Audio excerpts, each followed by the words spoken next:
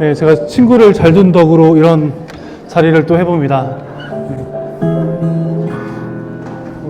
원래 몽골 선교 이야기를 좀 해달라고 했는데 이래저래 해보니까 말만 하면 너무 지루하더라고요. 그래서 좀 어설프지만 아는 노래 몇 개 곁들여서 이런 시간을 갖곤 했었는데요. 오늘도 이렇게 좀 많은 분들의 도움으로 노래 몇 개와 몽골 이야기 몇 토막을 좀 나눌까 합니다. 네. 성부와 성자와 성령의 이름으로 은총이 가득하신 마리아님 기뻐하소서. 주님께서 함께 계시니 여인 중에 복되시며 태중의 아들 예수님 또한 복되시나이다. 천주의 성모 마리아님 이제와 저희 죽을 때 저희 죄인을 위하여 비로소서. 아멘. 성부와 성자와 성령의 이름으로 아멘. 처음에 그 노래는 제가 그 몇 년 동안 같이 이런저런 고민을 나누고 음악을 만들었던 작곡가가 있는데요. 요즘에 그 새로운 성가들을 많이 만들어내고 있는 모란, 이름이 모란이에요. 세례명 마리아, 이분의 노래를 좀 오늘 같이 나눌까 합니다. 그래서 처음에 서시라는 노래이고요. 이혜인 수녀님 아시죠? 이혜인 수녀님 신말로, 시로 이 노래를 만들었습니다.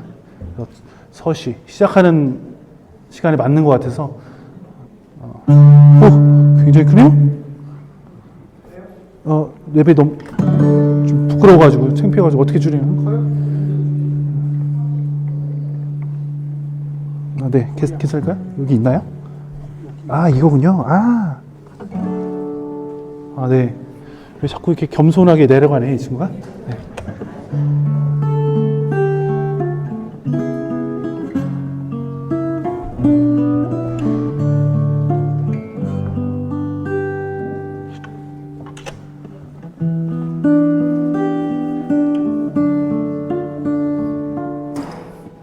죄송합니다. 조율이 안 된 것 같아요.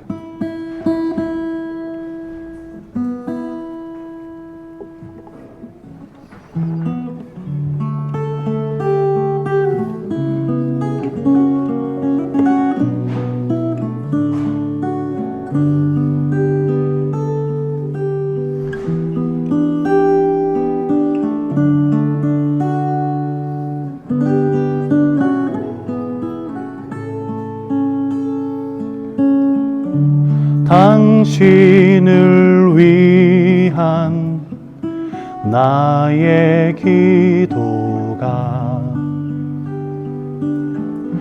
그대로 한편의 시가 되게 하소서.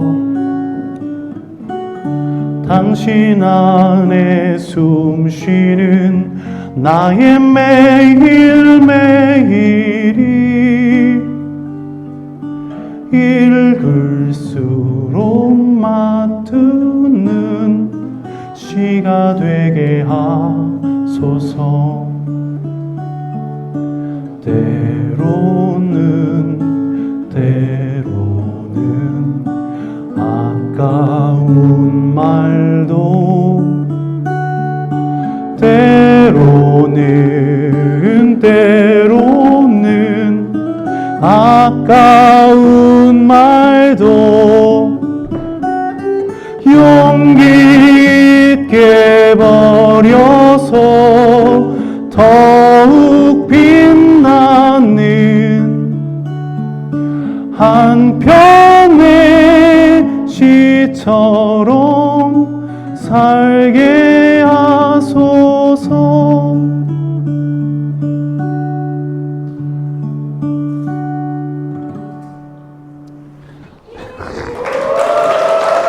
이거 어떻게 해야 되죠? 그쵸. 이게 좀 자꾸 내려가네요. 네, 자꾸 내려가가지고.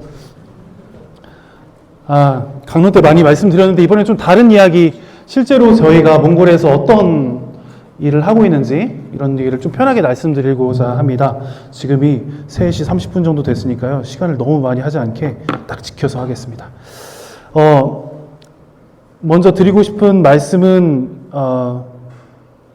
우리 모두는 선교사로 초대받았다는 이야기를 먼저 나누고 싶습니다. 저도 저도 초대받았고 여러분들도 한 분 한 분 다 초대받은 선교사라는 말씀을 드리고 싶은데요. 저는 그러면 어떻게 해서 선교사가 몽골로 파견되게 되었나 하는 이야기를 좀 드리고 싶어요. 2008년도일 때 제가 신학교 5학년일 때 처음으로 몽골에 갔습니다. 여기 계신 신부님도 함께 갔는데, 대전신학교에서는 5학년을 마치면 몽골에 한 달 동안 선교 체험을 가요. 거기 갔을 때 제일 생각나는 게 뭐였죠, 신부님? 저는 지금에 와서 생각해보면 그 삽질한 거랑 땀 냄새 나는 옷, 저녁에 피곤해 절어 있을 때 마셨던 시원한 맥주, 이런 것만 생각이 많이 나고, 뭐 선교 이런 거는 잘 기억이 안 나요. 그런 기억만 가지고 있었고, 몽골은 그냥 저에게 그런 좋은 학생 때 풋풋한 추억이 있던 그런 장소였습니다. 그러다가 갑자기 김성현 신부님이라는 분을 만나게 되었습니다. 김성현 신부님 사진 다음에 있죠? 네, 이렇게 둥글둥글하고 시골 아저씨 같이 생긴 신부님이신데요. 제가 2012년부터 그 신학교에서 그 신학생 양성을 돕는 신부로 일하고 있었습니다. 조금 이상하네요. 뭐 있을까요?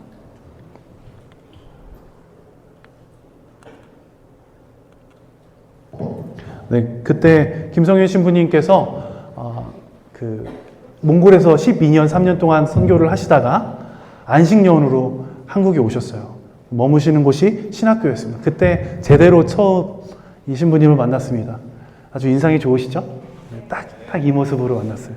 얼굴이 까무잡잡해가지고 진짜 시골 아저씨처럼 오셨어요. 근데 이분이 같이 식사하는 동안 몽골 얘기를 그렇게 많이 하시는 거예요.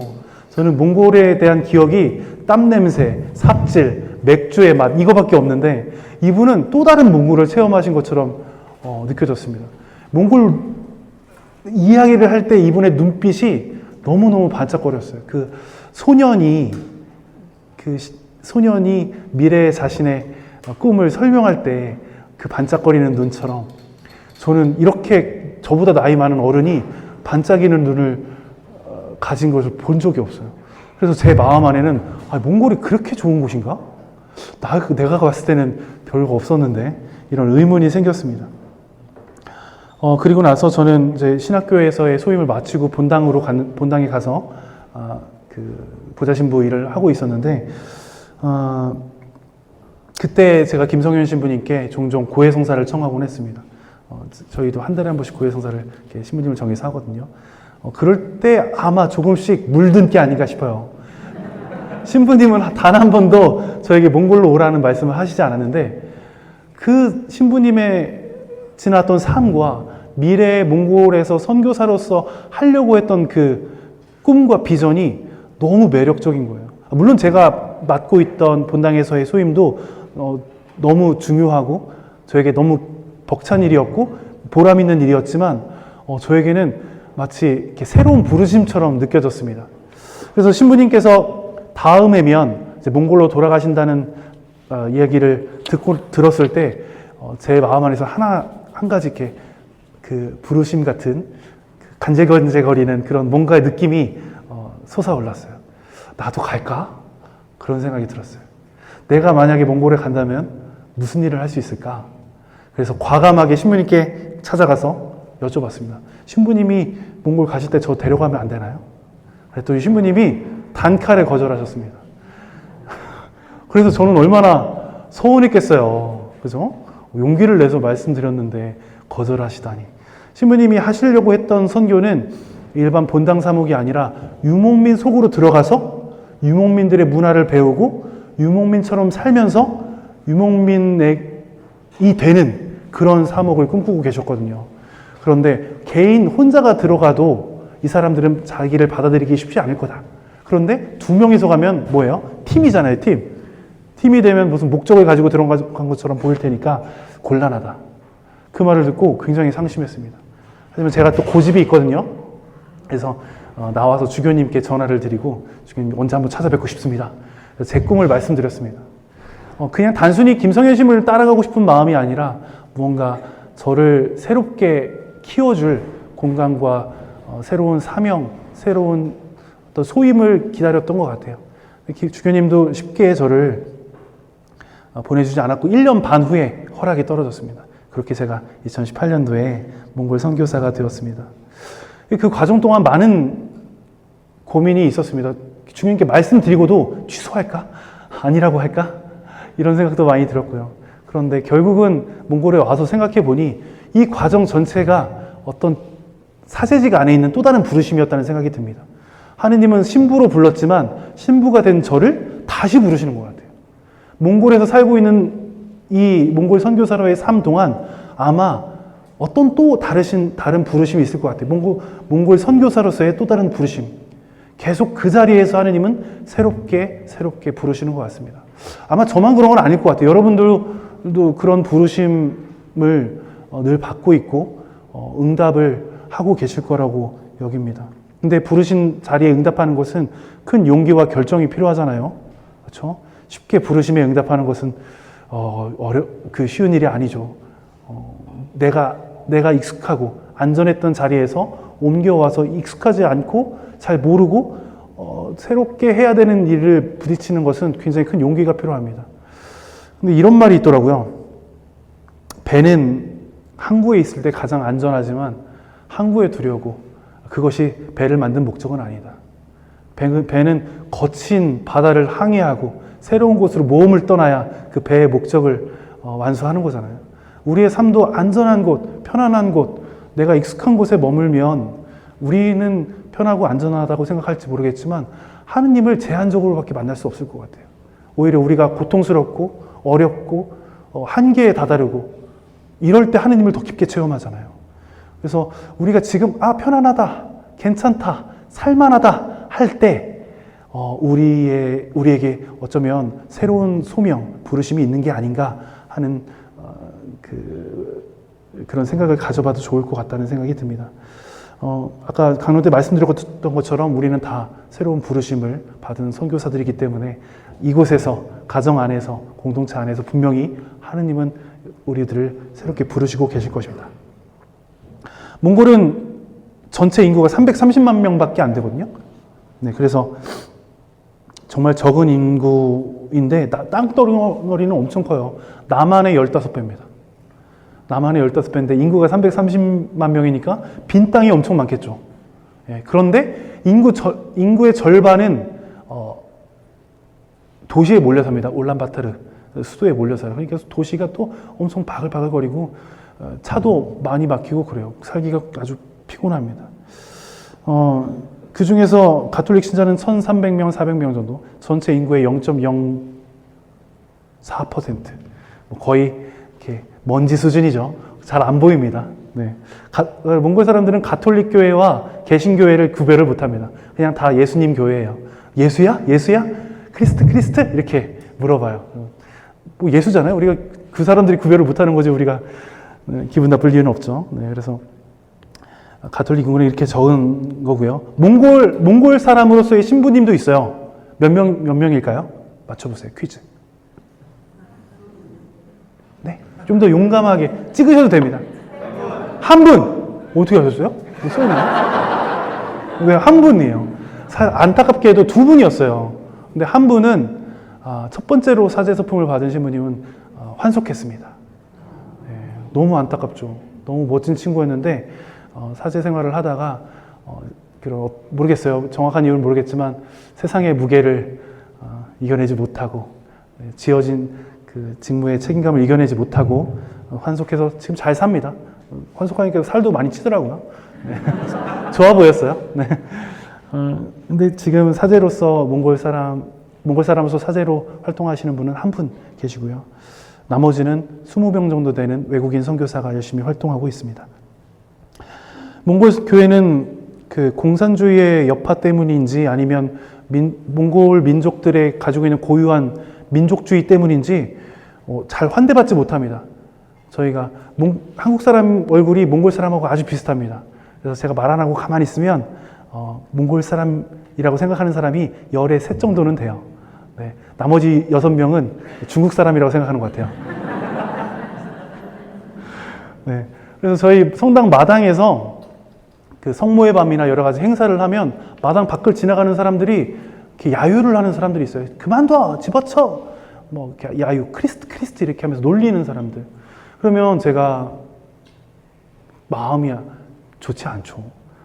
우리는 열심히 이곳에서 좋은 일을 하려고, 좋은 말씀을 전하려고 왔는데 이렇게 야유하다니 시간이 걸리는 것 같습니다.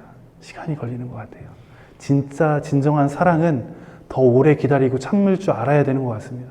그래서 저도 막 욱하다가도 여기에서 내가 또 이렇게 맞서 싸우면 또 뭐가 되나요? 그래서 기다리자 이렇게 하고 있는데요. 이런 문화적인 그 반감도 있지만 정부 차원에서도 참 방해 아닌 방해를 많이 해요. 저희는 1년에 한 번씩 우리 성당을 검사를 받아야 됩니다. 모든 성당의 행정과 회계 서류를 다 감사해서 문제가 없을 때 1년 더 활동할 수 있는 허가를 줍니다. 너무 피곤한 일이에요. 성당을 국가가 검사해서 자기들이 뭔데 검사해서 해라 마라.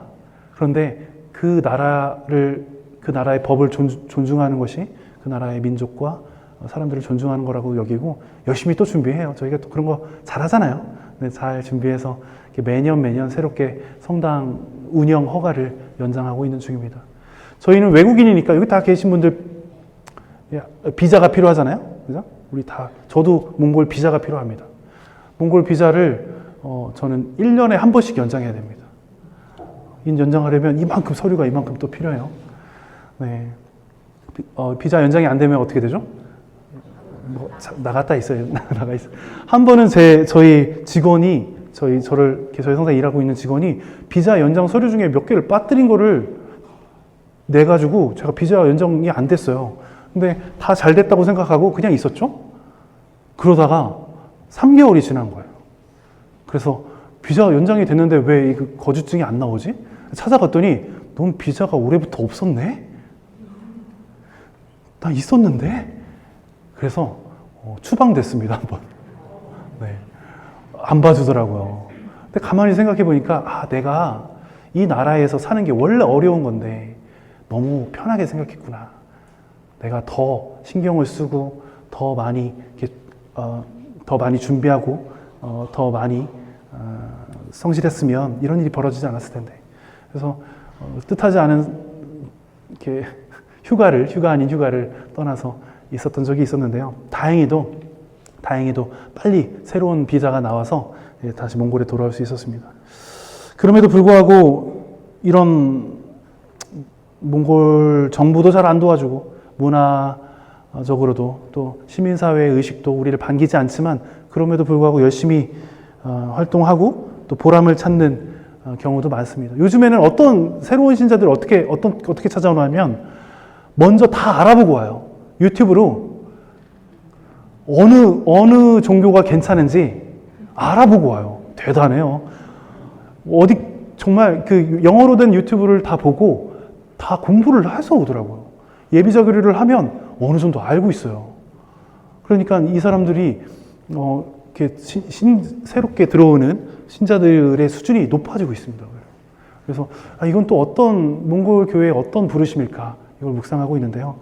글쎄요, 너무 흥미로운 지점이 아닐 수 없습니다. 결국은 몽골의 변화는 지금 상황 안에서 우리가 그 문화들을 관찰하고 성찰하면서 하느님 눈으로 바라보면서 필요한 것들을 몽골 사람들과 나눌 때 가장 좋은 열매가 맺히지 않을까 이런 생각이 듭니다. 몽골에서 저희 교육 활동이나 여러 가지 활동들도 하지만 자선 활동들도 많이 하고 있습니다. 사랑을 입으로만 할 수는 없잖아요. 우리가 증거하는 사랑도 필요하잖아요. 그래서 제일 우리가 신경 써서 하는 활동들은 쓰레기장에서 무료 급식하는 활동이에요. 여기도 이제 분리수거가 있죠. 분리수거 페트병이나 유리 이렇게 나눠서 버리나요? 몽골은 그런 게 없습니다. 버릴 땐 되게 편해요. 근데 저도 한국에서 와서 그 페트병 그다음에 유리 이런 걸 종이 이런 걸 나눠서 버리다가 몽골에 가니까 한 군데다 다 버리라는 거예요. 근데 처음에는 너무 죄책감이 막 들었어요. 이걸 종이랑 유리랑 음식 쓰레기 심지어 음식 쓰레기 같이 버려도 되나? 근데 버려도 그렇게 하래요. 버리면 이게 다 실려서 쓰레기장으로 갑니다. 쓰레기장에 내려놓으면 거기에서 사람들이 그걸 이제 봉지를 헤집어서 필요한 물건들을 이렇게 빼내서 이렇게 판매하는데 어떻게 보면 가장 가난하고 어려운 이웃들이 그곳에서 일한다고 볼 수 있죠. 제가 이곳에 왔을 때 날씨가 너무 좋더라고요. 지금 오늘도 너무 좋죠. 아마 제가 있을 땐 좋을 것 같아요. 근데 제가 떠나올 때 몽골 날씨가 영하 38도였어요. 네. 몽골 겨울은 원래 그래요. 네.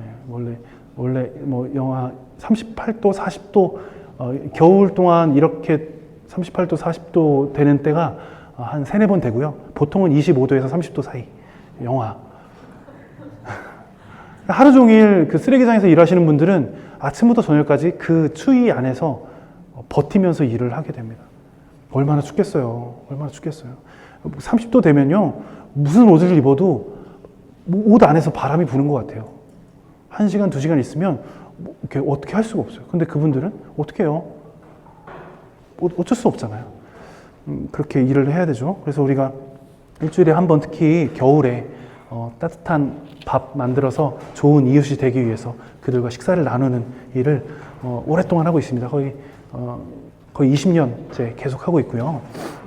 처음에는 그분들이 굉장히 저희를 경계했어요. 가면 얘네들 뭐 몇 번 오다 말겠지 이런 눈으로 쳐다보다가 거의 끊이지 않고 계속 가니까 지금은 우리를 보면 이렇게 이쪽에다 차대라고, 여기 이쪽에다 차대라고 이렇게 환대해주고 반겨줍니다.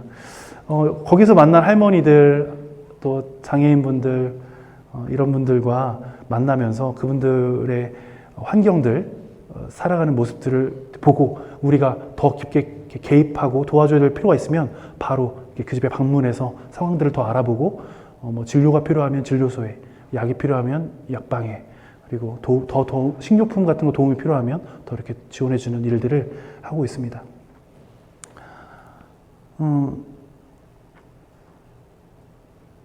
또 저희는 그 몽골 도시도 도시 나름인데 보통의 도시는 냉난방이 난방이 됩니다.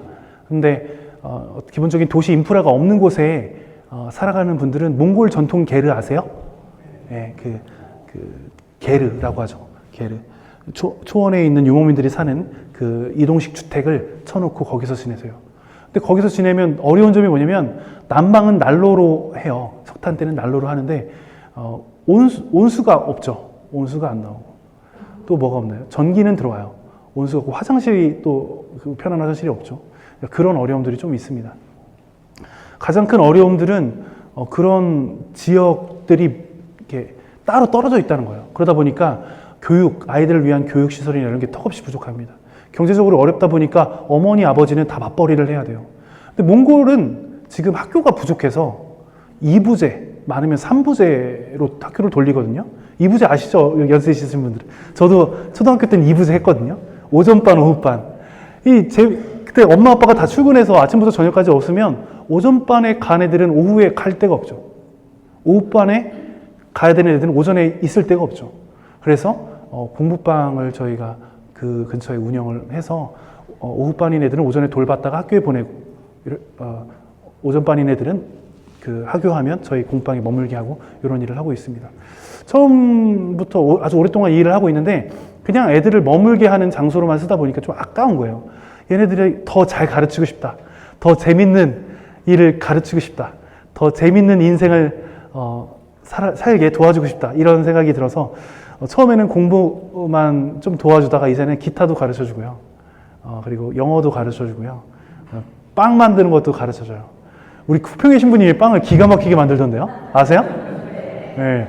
거의 빵 주방장 같아요. 빵 굽는 사람 같아요. 이렇게 가르쳐줬더니 재밌는 게 뭐냐면 빵 만드는 걸 배워서 집에서 부모님한테 빵을 만들어 주는 거예요. 이렇게 해줬더니 어설프지만 기타를 배워서 띵가띵가 친구들하고 같이 노는 거예요.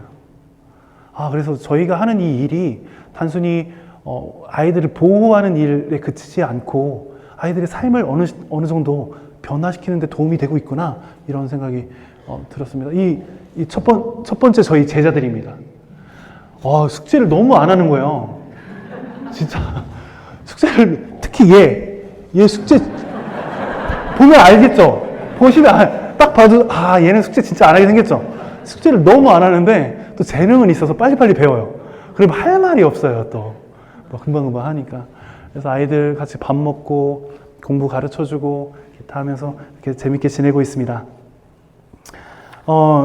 아까 말씀드린 것처럼 이제 도시 안에 인프라가 잘 되어 있는 곳에서 사시는 분들은 씻는데 문제가 없지만, 이렇게 게르 지역에서 사시는 분들은 씻는데 좀 어려움이 있습니다. 그래서 어디서 씻냐 하면 공용 샤워장이 있습니다. 마을마다, 동네마다 공용 샤워장이 있어서 거기에서 이렇게 씻곤 하는데, 이게 먹고 사는 게 먼저지 씻는 건 그 다음으로 밀리더라고요. 그렇죠? 근데 씻는 게 중요하잖아요. 또 건강을 지키는 것도 중요하고 씻는 게 중요해서 우리가 샤워장도 운영하고 있습니다. 성당에 따로 샤워장이 있어요.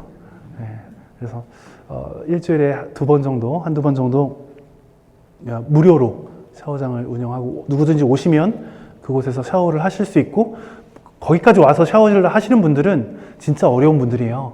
그래서 행색이 계절에 맞지 않는 옷을 입고 있거나 너무 낡았거나 지저분하면 저희가 옷도 세탁기로 빨아드리고 새로운 옷을 드리기도 하고 이렇게 하고 있습니다. 다행히 한국에서 좀 철진한 유행진한 옷들, 근데 괜찮은 옷들 있잖아요. 이런 것들을 성당에서 모아서 보내주세요. 저희가 그게 몇 박스가 딱 오면 저 마음이 부자가 된 느낌이에요. 나눠줄 게 있으니까요. 근데 그게 막 떨어져 가면 이거 어떡하지? 이거 사서 드려야 되나? 이런 고민을 하게 되죠. 어쨌든 떨어진 적은 단 한 번도 없습니다. 하나님이 놀라우세요. 어떻게 알고 그거를 다 채워주십니다. 그래서 우리가 하는 일들은 저희 성당에서 하는 이웃을 위한 어떤 활동들은 이렇게 진행되고 있습니다. 이런 일을 하는 게 지금은 웃으면서 말하지만 한순간 한순간이 어려울 때가 있습니다. 벅차고, 제가 한 명의 나약한 사제인데 이 많은 일들을 고민하고 해 나갈 때 왜 어렵지 않겠어요? 근데 그럴 때마다 필요한 도움, 필요한 사람, 필요한 용기가 뜻하지 않은 곳에서 찾아오는 것 같아요. 다만 저에게 필요한 건 그 시간을 하느님과 나갈 수 있다는 믿음과 용기, 이 두 가지가 저한테는 제일 중요했던 것 같습니다. 노래 두 개를 하고자 하는데, 하나는 광야를 지나 나에게로 오너라라는 노래인데요. 이 작곡가랑 여러 가지 묵상하면서 우리 나눴던 노래입니다. 광야를 지나 나에게로 오너라. 광야를 지나지 않으면 가끔은 하느님을 만나기가 어려울 때가 있어요. 편한 곳에서 만나고 좀 좋은 데에서 만나면 좋겠는데, 하느님은 꼭 가끔은 광야를 지나서 만나라고 초대하는 것 같습니다. 근데 그렇게 만난 하느님은 얼마나 더 큰 위로를 주시나요? 그래서 그 노래를 만들었었고요.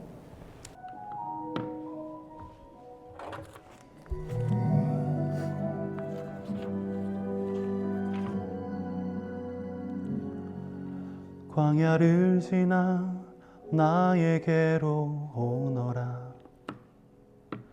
내가 너를 편히 쉬게 하리라. 긴 밤이 밝아 여명의 빛이 비춰오는 갈릴레아 호수를 바라보아라. 나는 너의 고통을 다 알고 있다. 너의 기나긴 밤을 알고 있다. 눈물로 내 발을 적시는 너의 슬픔을 나는 다 알고 있다. 나에게로 오너라. 내가 너와 함께 하리. 언제나 내가 너를 사랑하고 또 사랑하리. 너와 함께 걸으리라. 어둠 속에 등불 되어 너의 길을 내가 밝혀주리니 광야를 지나서 나에게 오너라. 내가 너를 편히 쉬게 하리라.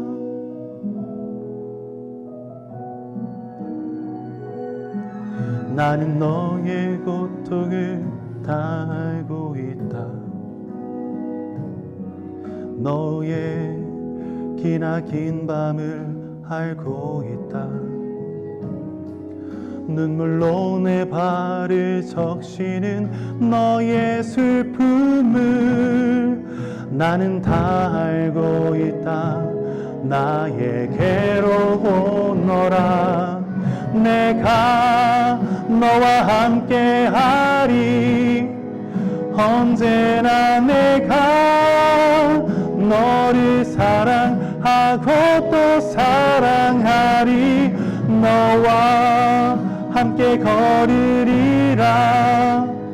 어둠 속에 등불 되어 너희의 길을 내가 밝혀주리니 광야를 지나서 나에게 오너라. 내가 너를 편히 쉬게 하리라. 내가 너를 편히 쉬게 하리라.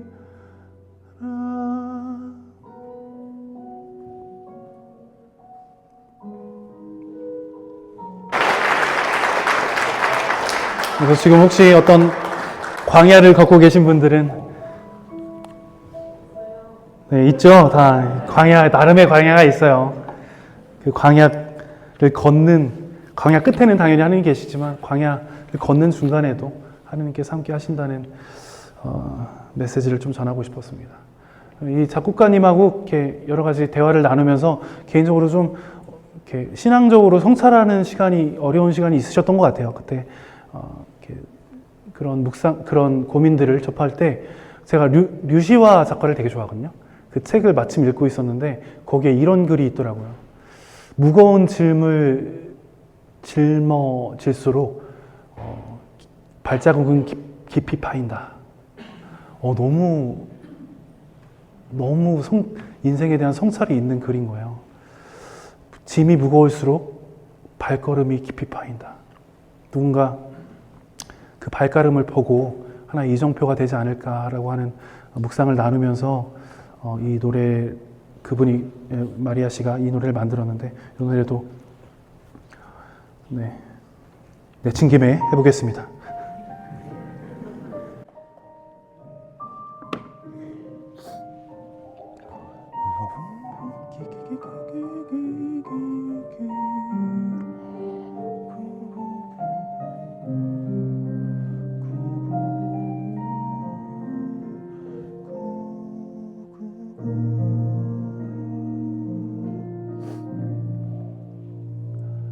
사랑하는 아들아, 너의 길을 가거라. 아득히 멀고 끝이 보이지 않아도 밤새 물음을 꾹 참고 또 태연한 척 견디던 너를 안다. 꿈에 가득한 짐이 더욱 무거울수록 깊은 발자국이 새겨져 누군가에겐 희망의 이정표가 될 수 있으니 너의 길을 가거라 내 아들아.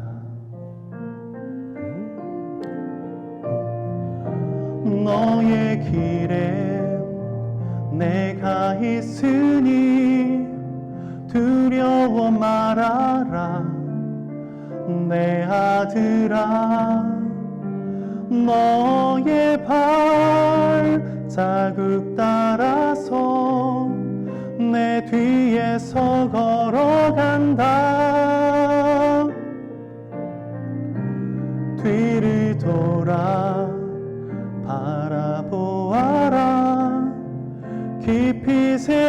남겨진 너의 발자국 지워지지 않을 너의 발자국.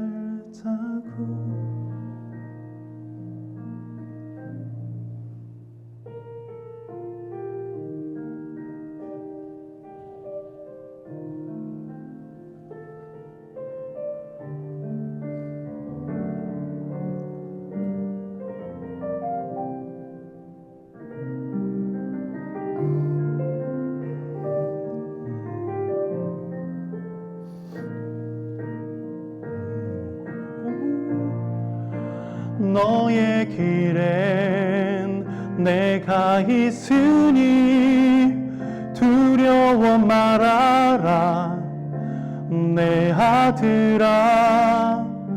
너의 발자국 따라서 내 뒤에서 걸어간다.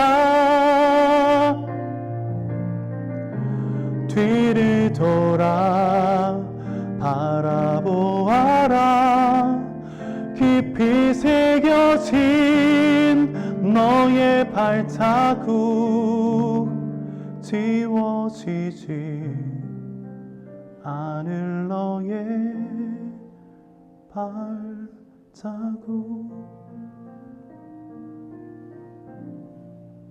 지워지지 않을 너의 발자국.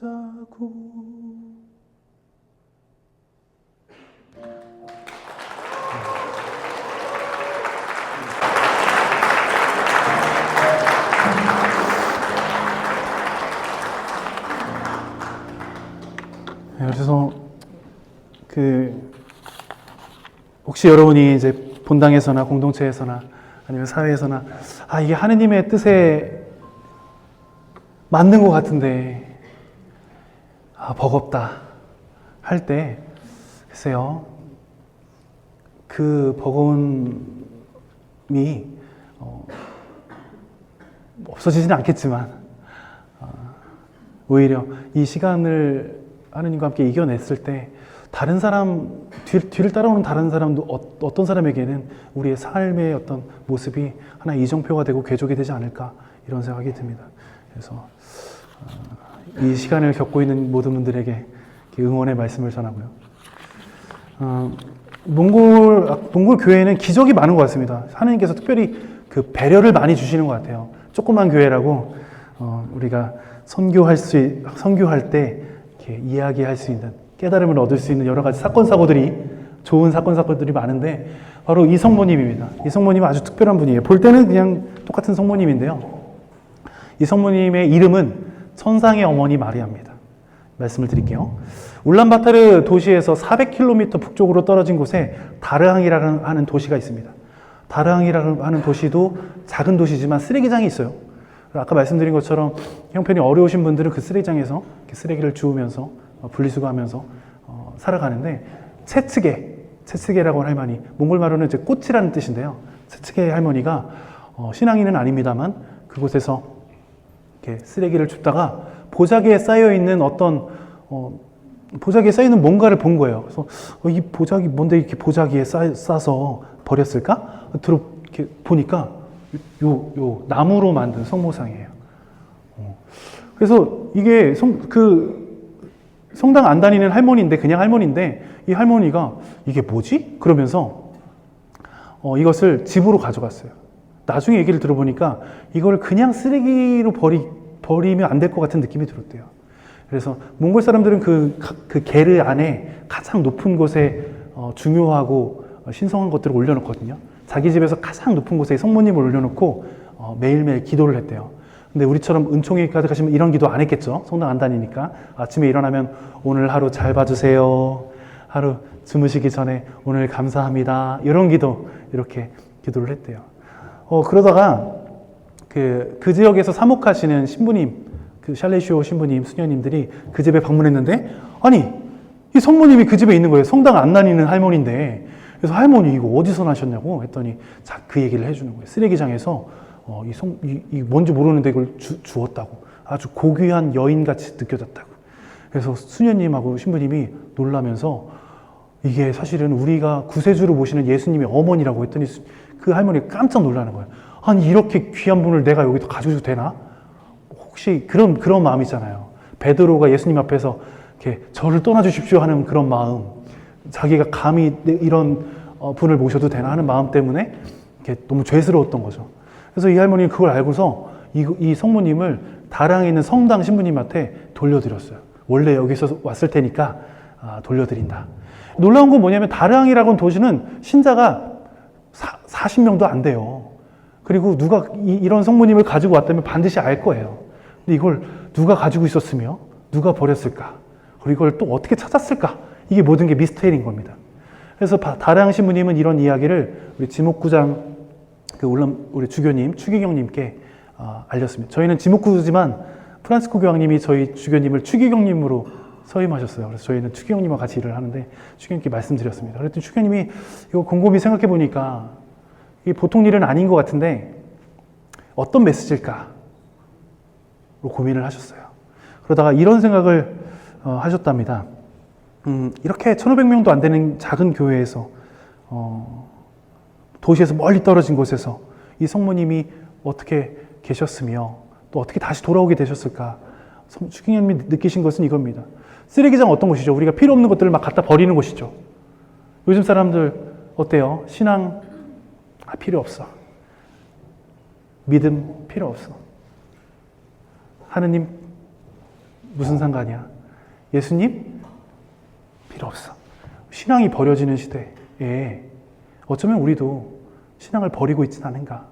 그런데 놀랍게도 하느님은 우리가 버린 그 자리에서 다시 찾아온다는 그런 신비를 묵상하신 거예요. 그래서 이 성모님에 대한 이야기를 프란시스코 교황님께 보고를 드렸습니다. 그래서 보고를 드리고 프란시스코 교황님께서 이 성모님에게 천상의 어머니 마리아라는 이름을 주셨습니다. 그래서 이 성모님은 지금 주교자 성당에 이렇게 모셔져 있습니다. 성모님 크기가 그렇게 크지 않습니다. 요만한 성모님인데 그 쓰레기장에서 오셔가지고 약간 이렇게 군데군데 좀 부서진 부분이 있지만 우리는 그걸 볼 때마다 우리가 버린 신앙 하느님 믿음이었지만 그 자리에서 다시 우리를 찾아오시는 하느님의 우리에 대한 집착, 사랑을 느낍니다. 그래서 이 성모님에 대한 이야기가 얼마나 우리에게 큰 깨달음과 아름다움을 주는지 나누고 싶었습니다. 교황님 말씀 드렸잖아요. 그 프란시스코 교황님께서 2023년도에 몽골에 방문하셨습니다. 놀랍죠? 신자가 몇 명이라고 하셨죠? 1400명이거든요. 신자가 사람 수로 따지면 이 본당도 오셨었어야 돼요. 그죠? 근데 프란시스코 교황님께서 몽골에 오셔서 1400명도 안 되는 이 양들을 위해서 3박 4일 동안 일정을 하고 가셨어요. 그걸 보고 저희 교우들 중에 대부분은 교황님의 방문을 이해하지 못했습니다. 왜냐하면 신앙인이 된 지 아직 오래되지 않았거든요. 근데 저희는 이게 얼마나 큰 일인지, 이게 얼마나 큰 메시지인지를 선교사들은 다 깨닫고 더 열심히 일을 하기 시작했는데요. 그때 교황님께서 이런 메시지를 남기셨습니다. 하늘처럼 되십시오.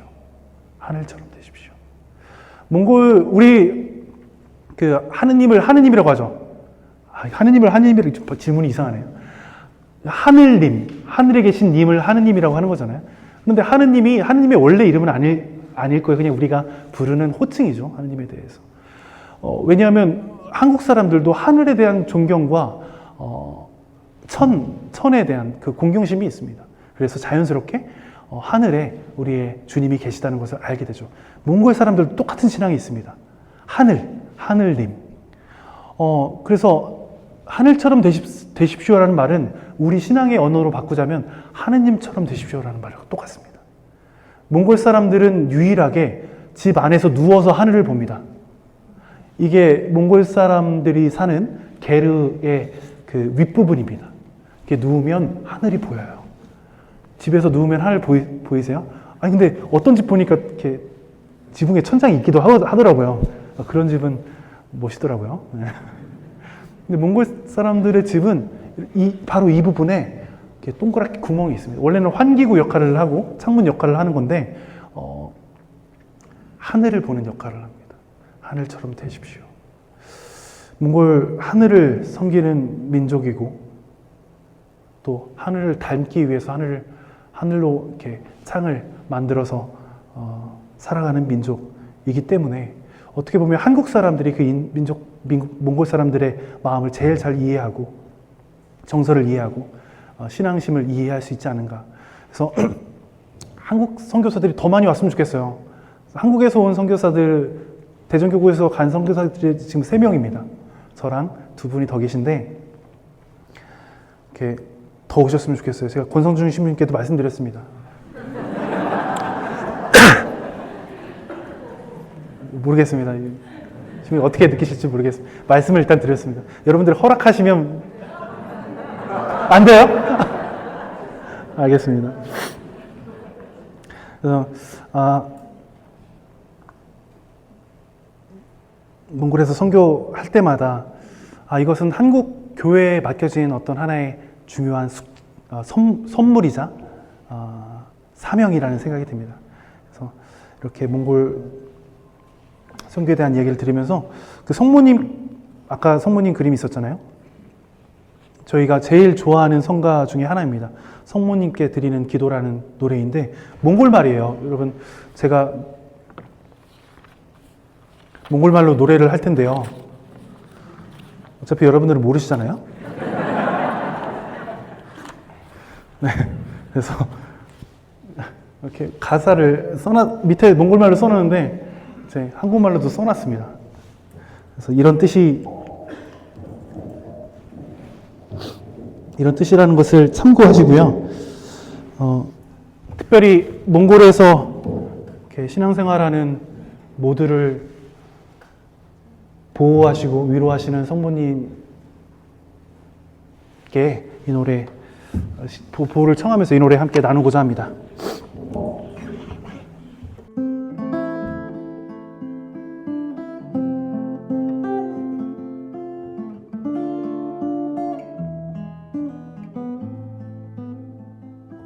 나몽둥 이믹대 대왕계릴 우글루니엇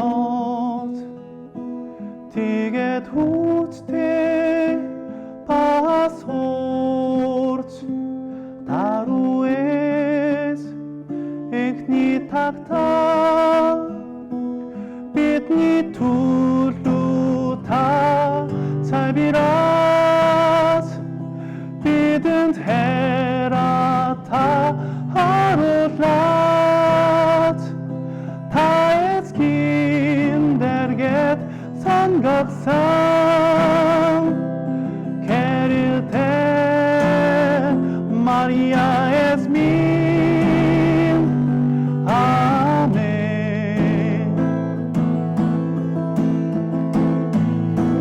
나몽두문 이믹대 대왕계릴 우글뚜니엇 디게 도스테 바소츠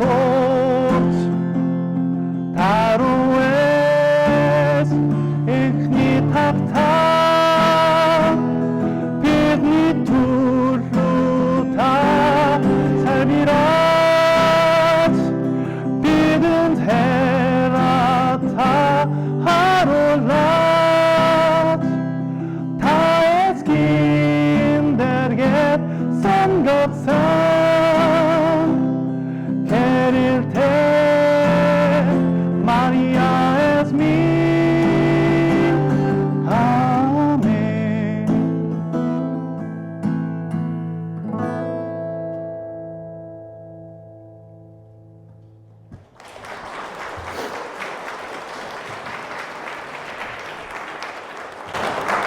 이게 노래가 마음에 드시나요? 몽골 신자들이 제일 좋아하는 노래예요. 저도 제일 좋아합니다. 네, 이제 거의 마무리 할 시간이 된 것 같습니다. 사진 보면서 이렇게 이 할머니 채채기 할머니예요. 되게 조그맣죠. 실제로 보면 더 조그매요. 그래서 이분이 저희 지목구장 추기경님, 조르조 방 되게 잘생겼어요. 이탈리아 사람이라 수염도 많고 잘생겼어요. 네, 김성현 신부님에 대한 말씀 잠깐 드렸었는데 김성현 신부님 저희와 함께 대전교구에서 파견된 선교사 신부님이셨고요. 되게 둥글둥글하고 멋있게 생겼죠? 몽골에서 23년 선교사로 사셨습니다. 2020년부터 2023년까지. 처음에 오셔서 제가 일하고 있는 항울 성당의 초대 주임 신부님 13년 동안 일하시고 나서 3년 동안 한국에 들어가셔서 제2의 새로운 선교 계획하시면서 이렇게 준비를 하시고 초원으로 나가셔서 유목민들과 함께 살아가는 삶을 사셨습니다. 초원에서 살 때 그 이웃들은 신부님이 신부님인 걸 몰라요. 선생님이었어요. 김박씨, 선생님이 박씨거든요. 김박씨. 그러다가 그 몽골에 계시던 그 조르조 주교 형님께서 좀 도시로 올라와서 자기를 좀 도와달라고, 사람이 없으니까. 그래서 초원 생활을 접고 올라오셔서 주교도 성당 주임 신부님을 하시면서 교구의 총대리 신부님을 하셨습니다. 열심히 일을 하셨던 신부님이시고 무엇보다 몽골 사람들의 마음을 가장 잘 이해하려고 노력하시고 가장 몽골 사람들을 사랑하려고 노력했던 신부님이셨던 것 같아요. 그 누구도 김성현 신부님의 몽골에 대한 사랑을 의심한 사람이 아무도 없습니다. 안타깝게도 2023년도 어느 날 갑자기 이렇게 심장마비로 돌아가셨어요. 저희로서 너무 충격적인 일이었고, 신부님 55밖에 안 되셨거든요. 평소에 뭐 지병이 있으시긴 했지만 이렇게 안 좋으실 거라고 생각 못 했는데 갑자기 이제 하느님 곁으로 떠나셨습니다. 얼마나 슬프고 얼마나 야속하던지, 아니 지금 한 명 한 명이 중요한 데다가 우리의 가장 큰 형인데 하느님께서 왜 이렇게 일찍 데려가셔야 됐는가. 사실 지금도 이해가 잘 안 됩니다. 그래서 맥주 한잔 하고 신부님 생각나면 신부님한테 좀 따져요. 다시 오실 수 없겠지만, 그렇지만 이제 돌아가신 다음에 신부님의 삶을 정리하고 되돌아보면서 신부님이 남겨주신 글들, 삶의 궤적들을 성찰하면서 저 많이 배우고 몽골의 선교사로서 살아갈 방법들을 저도 많이 배우고 있습니다.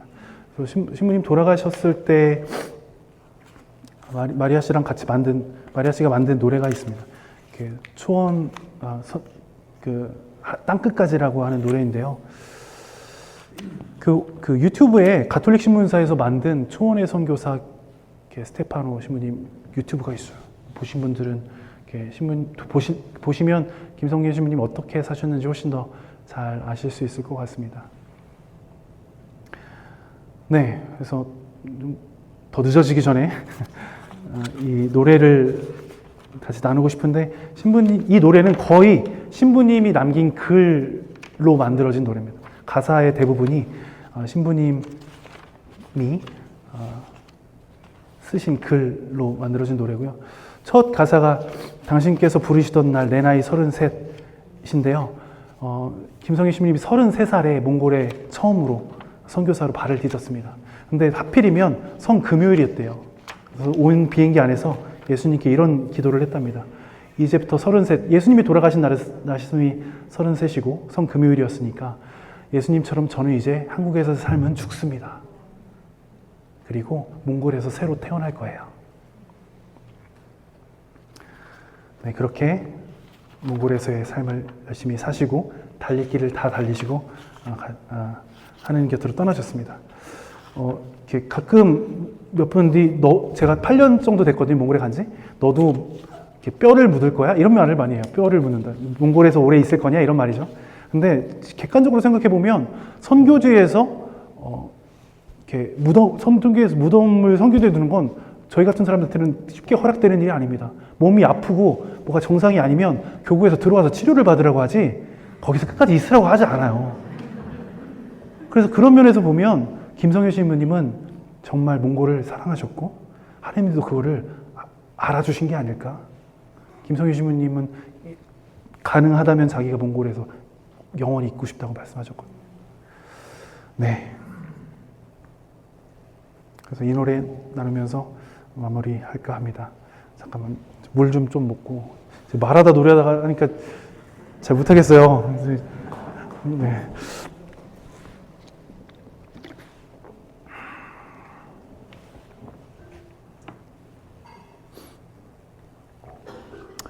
부끄럽지만 이 노래는 그 작곡가와 함께 음반으로 발매가 됐습니다. 그래서 혹시 여러분들 이렇게 뭐 애플 뮤직이나 이런 그런 데에서 이렇게 땅끝까지 이렇게 노래를 검색하시면 들으실 수도 있는데 제 노래는 듣지 말고 그 반주가 따로 있거든요. 그것만 해서 따라 부르셔 보시면 좋겠다. 가라오케로 노래방처럼 활용해 주시면 좋겠습니다.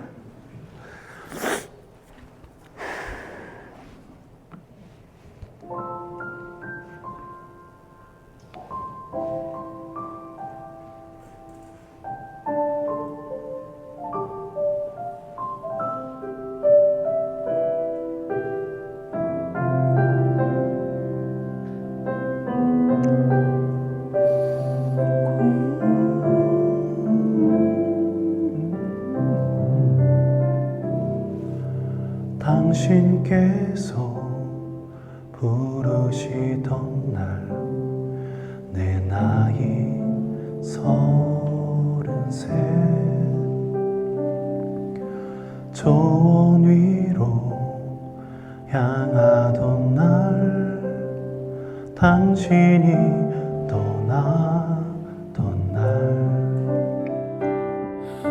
새로이 태어나 가난을 배웠고 사랑을 배웠지 새로운 부르심에 조언의 나라로 나는 걸어갔네 땅끝까지 주님의 사랑을 전하며 또 기다리며 광야로 조언으로 새로운 빛이 되어 다시 태어나리라 영원한 생명의 신비를 전하는 가난한 자의 내가 되는 것 조언의 바람 되어 뿌려지고 심어지길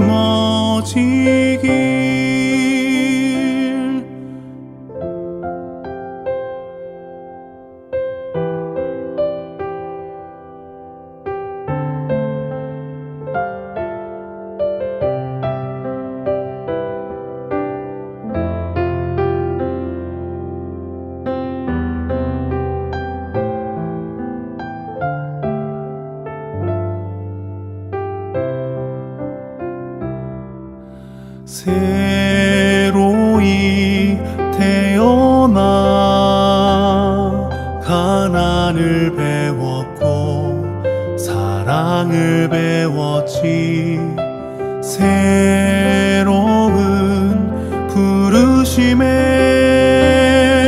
조언의 나라로 나는 걸어갔네 땅끝까지 주님의 사랑을 전하며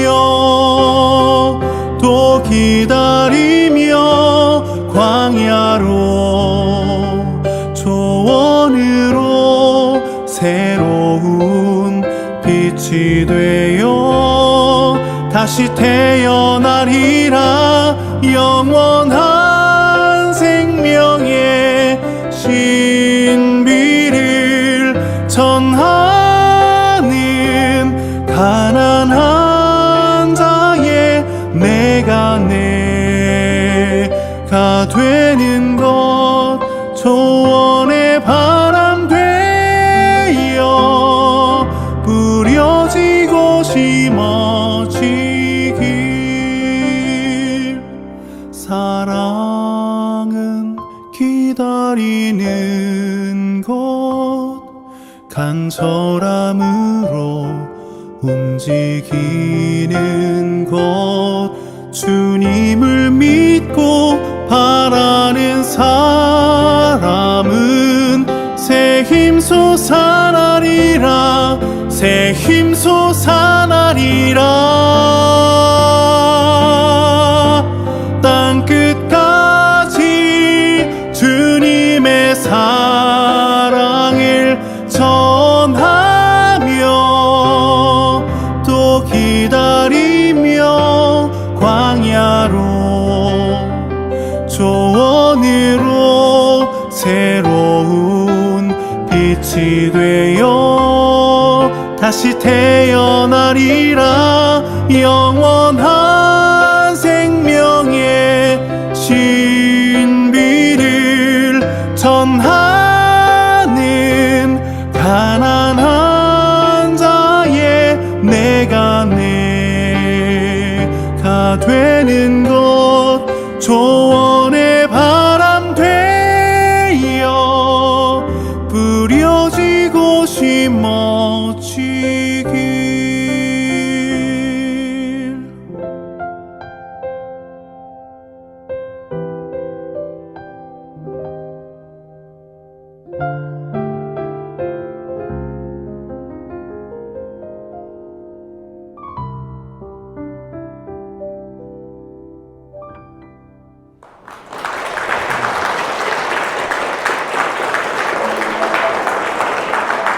네, 오랜 시간 동안 이렇게 잘 들어주셔서 감사드리고, 권선주 시민님 이런 자리 만들어줘서 다시 한번 감사드립니다.